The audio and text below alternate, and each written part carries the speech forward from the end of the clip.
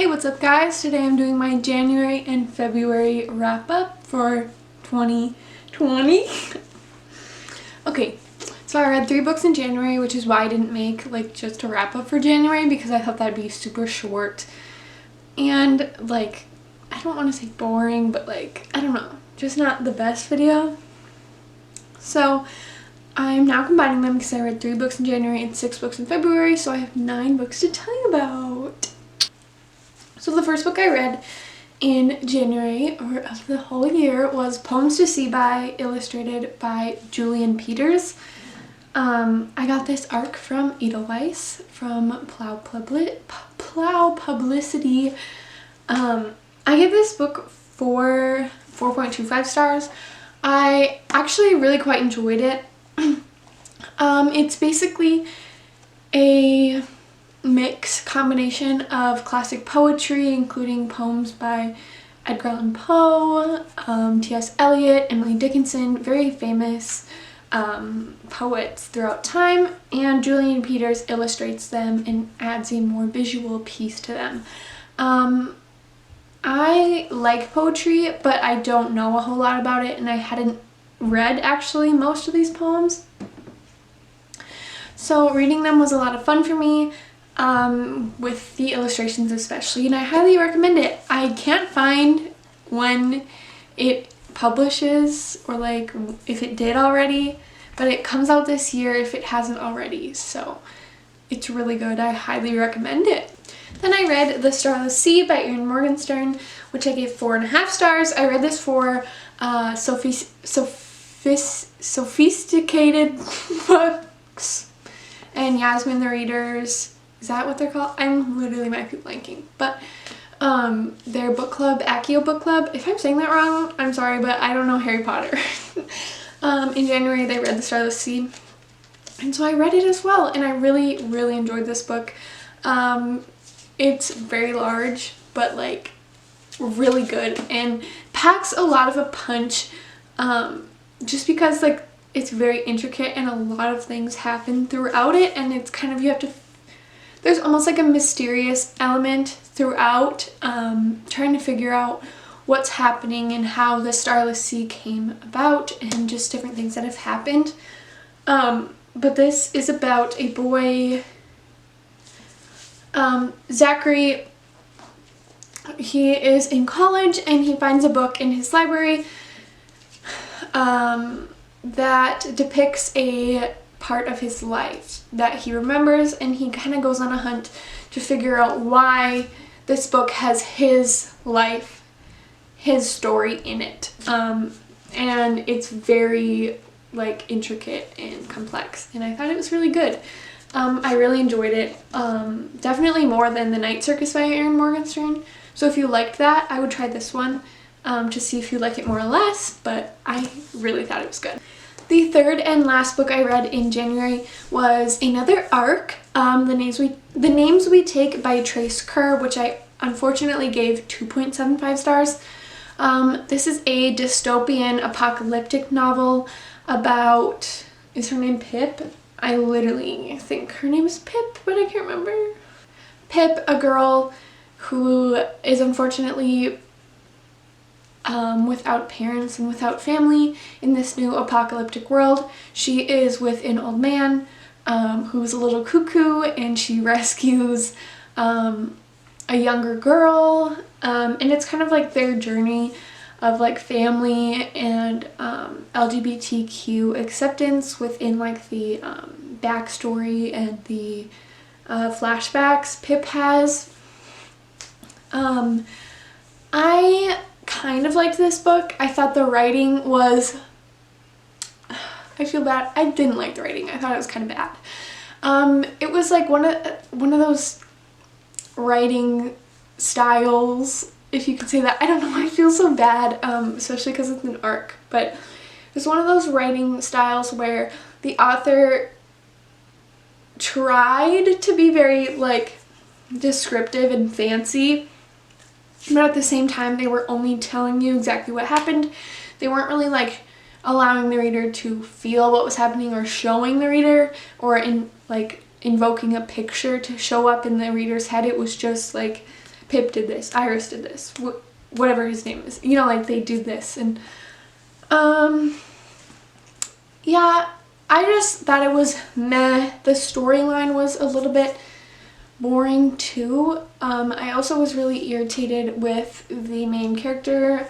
I'm all for LGBT rights. I myself am LGBT, but the main character mentioned it like every 2 pages, I swear, and it got very redundant.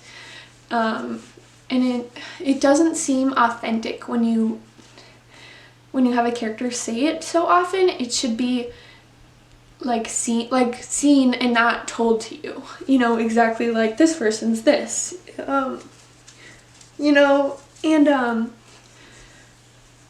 also, trigger warning for child grooming, not by one of the main characters, by one of the antagonists, but just keep that in mind. But yeah, those were what I read in January.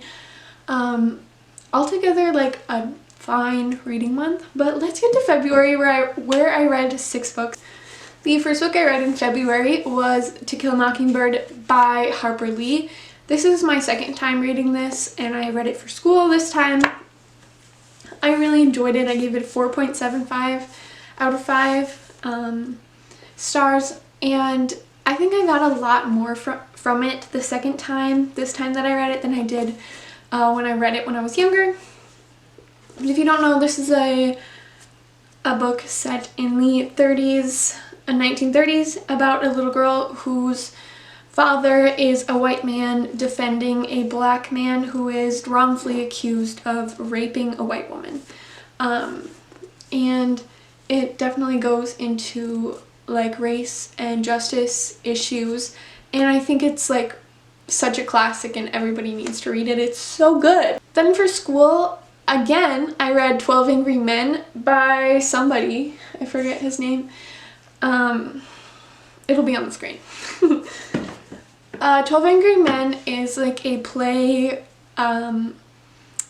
drama that was adapted from a TV show, or the other way around. I think it might have been a TV show, or like a movie TV show first. It takes place in a court where a impoverished teenager is accused of murdering his father, and it's these 12 jurors, all of them with very different personalities, trying to decide on a verdict and looking at the evidence, and also looking at kind of like the effects of being underprivileged in the jury system, or even in life, and how that affects like criminality and stuff. So I really liked it. I gave it a 4.25 out of 5. Then I read The King of Crows by Libba Bray, which broke my heart. I gave it 4.75 stars. I absolutely loved it. If you don't know, it is the 4th and final installment in the Definers series by Libba Bray, which is about a group of teens, young adult teens in the 1920s who have powers and are discovering some paranormal issues in their country of the United States, in New York. So yeah, it gets like more amazing as you go on, and I'm really sad it's over, but I absolutely loved it. Like, it was so good. Next I read Nothing is Strange by Mike Russell. This is a collection of like very short stories by Mike Russell, very like strange topics and different things. I gave it a 3.25 stars because I liked it partially. Some of the stories I really loved, and some of them I really hated. What I didn't enjoy, and what really plagued the stories that I didn't enjoy were the sexual references that were very like unnecessary. They reminded me very much of the way Stephen King adds sexual references and sexual scenes into his stories where they don't fit or don't make sense. So if you know what I'm talking about, that's kind of what this felt like. Like, some of them made sense. Like, one of them was about like the creation of the universe, and like the creation of like man and woman, and like the different sex organs, I guess. And that one was fine, but there were others that I was just like, I'm good. I didn't need that. But thank you so much, Strange Books, for providing me with a copy, because I did enjoy some of the stories. So yeah, if you aren't bothered by kind of the sexual references in Stephen King's books, or any other books similar, I think this book would be for you. It just wasn't necessarily for me. Next, I read The Haunting of Hill House by Shirley Jackson, which I gave 3.75 stars. I enjoyed this book, but okay, so the reason I read it was because I really love the show. I am obsessed with the show. I've watched it twice and I want to watch it again. But a warning for anyone who's watched the show and wants to read this book, it is very, very different. I think that this had a good ending and really picked up towards the end, but the rest of it was a little boring and slow, but it was still good, and it was fun to see like the inspiration for the show and like the different characters and the different like backstories, but it is very, very different. Like, just so you know, like the characters have some like the same names, but they're not the same people. The family aspect of the show is not the same at all in here, so just a warning. But if you love The Haunting of Hill House and you want something similarly creepy and weird, I definitely recommend Shirley Jackson's book, We've Always Lived in the Castle. It is very good. The last book I read in February was Dark and Deepest Red by Anna Marie McLemore, which I gave 4.25 stars.